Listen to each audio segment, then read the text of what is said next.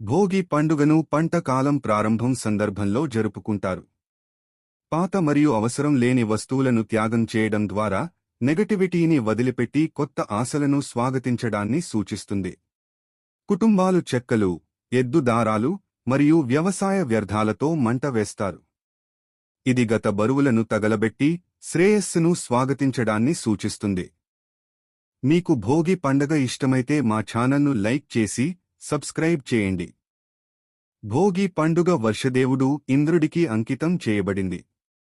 మంచి పంట కోసం అవసరమైన వర్షాలను అందించినందుకు కృతజ్ఞతలు చెప్పటానికి జరుపుకుంటారు. నూతనంగా పండిన బియ్యం, బెల్లం మరియు పాలుతో చేసిన పొంగల్ వంటి రుచికరమైన వంటకాలు తయారుచేసి భోగి ఆనందంలో భాగం అవుతారు.